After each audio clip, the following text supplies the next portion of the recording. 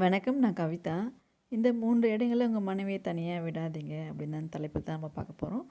அது ஏன், எதுக்கு அப்படின்றத இந்த வீடியோல முழுசா பார்க்கலாம். உங்களுக்கு டைம் இருந்தா இந்த வீடியோ முழுசா பாருங்க. எங்க வீடியோ உங்களுக்கு பிடிச்சிருந்தா சப்ஸ்கிரைப் பண்ணுங்க. இப்போ வாங்க வீடியோக்குள்ள போகலாம். முதல்ல ஒரு மனுஷங்களுக்கு உறவுகள்னு ஒண்ணா எல்லா உறவுகளுமே இருப்பாங்க. அண்ணன், தம்பி, அக்கா, அந்த மாரி மாமா, மச்சான், அப்பா, அம்மா, குழந்தைங்க இந்த மாரி நெறைய உறவுகள் இருக்கும். இதில முக்கியமான உறவுகள் எது அப்படின்னு சொன்னா கணவன், மனைவி உறவு தான். இவங்க தான் அக்னி சாட்சியா இந்த திருமணத்த நடத்தி கல்யாணம் பண்ணிட்டு வராங்க. அக்னி சாட்சியா கல்யாணம் பண்ணிக்கும்போது என்ன என்ன பண்ணிக்கிறாங்க அப்படின்னா, உனக்கு எந்த பிரச்சனை வந்தாலும் சரி, ஒரு கணவன் உனக்கு உன் வாழ்க்கையில எந்த பிரச்சனை வந்தாலும் நான் உன்ன பார்த்துப்பேன். எந்த ஒரு சூழ்நிலையிலும் நான் உன்ன கைவிட மாட்டேன் அப்படின்னு கணவனும், மனைவியும் சரி, எந்த மாரி ஒரு சூழ்நிலை வந்தாலும் நான் உங்கள விட்டுட்டு நான் போக மாட்டேன். உங்க கூட இருந்து உங்க பிரச்சனைகள நான் பார்த்துப்பேன் அப்படின்னு மனைவியும் சரி, அக்னி சாட்சியா இருந்து திருமணம் பண்ணிட்டு தான் அந்த திருமண வாழ்க்கைக்குள்ளேயே வராங்க. நம்ம கல்யாண வாழ்க்கையில நெறைய பிரச்சனைகள் வரும். நெறைய சண்டைகள் வரும். தேவையில்லாத இந்த மாரி நெறைய இப்படிலாம் வரும். நம்ம எதிர்பார்க்காத பிரச்சனைகள்லாம் வரும். இது எல்லாமே நம்ம சமாளிக்கணும் அப்படின்னா, கண்டிப்பா நம்ம கணவன், மனைவி 2 பேரும் நல்லா புரிஞ்சுக்கிட்டு இருக்கணும் ஒருத்தருக்கு ஒருத்தர். அவர் ஒரு சண்டை போடுறாரு அப்படின்னா, அது எதுக்காக அத பேசுறாரு, எதுக்காக அவர் திட்டுறாரு அப்படின்றத மனைவியும், மனைவி ஒரு ஒரு இடத்த பேசுறாங்க அப்படின்னா, எதுக்காக அவங்க பேசுறாங்க அப்படின்னு கணவரும் புரிஞ்சுக்கிட்டாங்க அப்படின்னா, எவ்வளோ பிரச்சனைகள் வந்தாலும் சரி, குடும்ப பிரச்சனையா இருந்தாலும் சரி, இல்ல வெளியில வர பிரச்சனைகளா இருந்தாலும் சரி, எல்லாத்தையுமே அவங்களால சால்வ் பண்ண முடியும். அதுக்கு மெயினா இவங்க 2 பேரும் நல்லா புரிஞ்சுக்கணும், அண்டர்ஸ்டாண்டிங்கா இருந்தாங்கன்னா, இதுக்கு நமக்கு பொருளாதாரம் தான் முக்கியம், இல்ல நமக்கு மத்தவங்க சப்போர்ட் முக்கியம் அப்படின்லாம் ஒண்ணுமே கிடையாது. எப்படி இருந்தாலும் சரி, அவங்க 2 பேரும் கணவன், மனைவி 2 நல்லா புரிஞ்சுக்கிட்டாங்க அப்படின்னா, எவ்வளோ பிரச்சனை வந்தாலும் அவங்களால சால்வ் பண்ண முடியும். அதே மாதிரி கணவர் அவங்கள நம்பி தான் மனைவி வராங்க, சரிங்களா?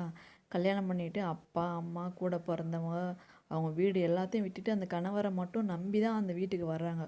அவங்களோட வாழறதுக்கு வராங்க. அப்படி வரும்போது அவர் அந்த மனைவி அவங்கள நல்லாவே பார்த்துக்கணும். அவரால முடிஞ்ச வரைக்கும் அவங்கள சப்போர்ட் பண்ணணும். அவங்கள புரிஞ்சுக்கணும். இப்போ முதல் விஷயம் என்ன அப்படின்னா, இப்போ உங்க மனைவி கல்யாணத்துக்கு அப்புறம் ஏதோ ஒரு சூழ்நிலையில அவங்களுக்கு உடம்பு முடியல அப்படின்னு வச்சுக்கோங்களேன். ஏதோ ஒரு பிரச்சனை அவங்களுக்கு உடம்புக்கு அப்படின்னா, அவங்க கூட இருந்து பார்த்துக்க வேண்டியது ஒரு கணவரோட ஒரு பொறுப்பு. அவங்கள நம்பி தான் அவங்க வர்றாங்க இல்லையா? அதனால அவங்க கூட இருந்து அவங்களுக்கு என்ன பிரச்சனை அவங்களுக்கு அப்படின்றது தெரிஞ்சுக்கிட்டு, அவங்கள குணமாக்க வேண்டியது அவரோட கடமை. அத விட்டு உடம்பு முடியல, எனக்கு இவ வேண்டாம், இவள விட்டுட்டு நான் வேற கல்யாணம் பண்ணிக்கிறேன் அப்படின்னு சொல்லி நினைக்கிறதுல ரொம்ப தப்பான ஒரு விஷயம். அத பண்ணவும் கூடாது. பெரிய பாவம் அது.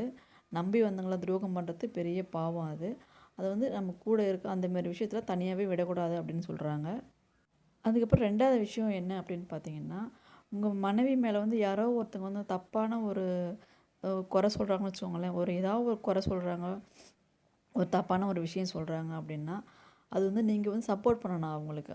அது உங்க உங்க ஃபேமிலி மெம்பரா கூட இருக்கட்டும், இல்ல வெளியாளுங்க கூட இருக்கட்டும். யாரோ ஒருவங்க ஒரு பழி சொல்கிறாங்க உங்க மனைவி மேல அப்படின்னா, நீங்க உடனே அவங்க சொல்றத நீங்க கேட்டுக்கக்கூடாது. நீங்க உங்க மனைவி கூட இருந்து நீங்க மனைவிக்கு நீங்க சப்போர்ட் பண்ணணும். நான் இருக்கேன், நீ பயப்படாத, அவங்க பொய் சொல்கிறாங்க, நம்ம பார்த்துக்கலாம் அப்படின்னு சொல்லிட்டு உங்கள் மனைவிக்கு நீங்கள் தைரியம் கொடுக்கணும். தைரியம் கொடுத்து அவங்கள அந்த பிரச்சனையிலேருந்து நீங்கள் வெளியில் கொண்டு வரணும். அதை விட்டுட்டு உன்னை பற்றி அவங்க அப்படி சொல்கிறாங்க, அது உண்மைதானா அப்படின்னு சொல்லிட்டு உங்கள் ஒய்ஃப்கிட்டே போய் நம்ம ஹஸ்பண்ட் போயிட்டு கேள்வி கேட்கக்கூடாது. அது உண்மையாக பொய்யான்றதை அப்புறமா நீங்கள் பேசிக்கோங்க. அதனால் முதல்ல அந்த பிரச்சனையிலேருந்து அவங்க வெளியில் கொண்டு வரணும்.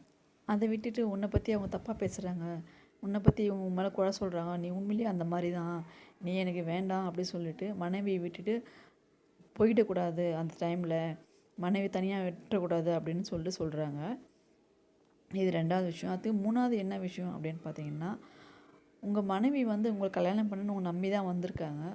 அந்த மாதிரி வந்தவங்கள சரி, வேற ஒரு ஆணை நம்பி நீங்கள் விட்டுட்டு போகக்கூடாது அப்படின்னு சொல்கிறாங்க. அதாவது வேற ஒரு ஆணை அப்படின்னா, உங்கள் அண்ணனா இருக்கலாம், இல்லை தம்பியா இருக்கலாம், இல்லை அப்பாவா இருக்கலாம், இல்லை உங்கள் ரிலேட்டிவ்ஸ் கூட யாராவது இருக்கலாம். அந்த மாதிரி உள்ள ஆண்களுக்கிட்ட நான் இது மாதிரி வெளியூருக்கு போகிறேன், வெளிநாட்டுக்கு போகிறேன், எங்கேயோ ஏதோ ஒரு விஷயத்துக்காக போகிறீங்கன்னு வச்சுக்கோங்களேன்.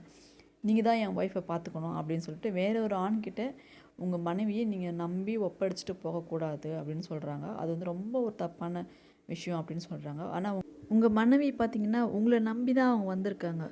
நீங்கள் தான் அவங்க கழுத்தில் தாலி கட்டி நீங்கள் காலம் பூரா அவங்கள நான் பார்த்துப்பேன் அப்படின்னு சொல்லிட்டு அக்னி சாட்சியாக அவங்க கல்யாணம் பண்ணிட்டு நீங்கள் கூட்டிகிட்டு வந்திருக்கீங்க. அப்படி வந்திருக்கும்போது நீங்கள் எந்த சூழ்நிலையாக இருந்தாலும் அவங்க கூட இருந்தால் தான் நீங்கள் அவங்கள பார்த்துக்கணுமே தவிர, நீங்கள் மற்றவங்ககிட்ட நீங்கள் ஒப்படைச்சிட்டு நீங்கள் பார்த்துக்கோங்க, நான் வெளியூருக்கு போகிறேன், எங்கேயோ போகிறேன், நீங்கள் பார்த்துக்கோங்கன்னு சொல்லிட்டு அவங்களோட பொறுப்பில் நீங்கள் விடவே கூடாது.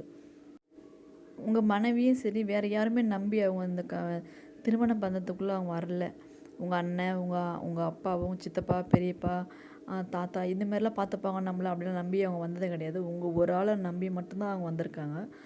நீங்கள் எந்த மாதிரி சூழ்நிலை வந்தாலும் சரி, இந்த 3 சூழ்நிலையும் வந்து உங்கள் மனைவியை தனியாகவே விடக்கூடாது அப்படின்னு சொல்கிறாங்க. அப்படி நீங்கள் விட்டீங்க அப்படின்னா அது வந்து ரொம்ப பெரிய பாவம்.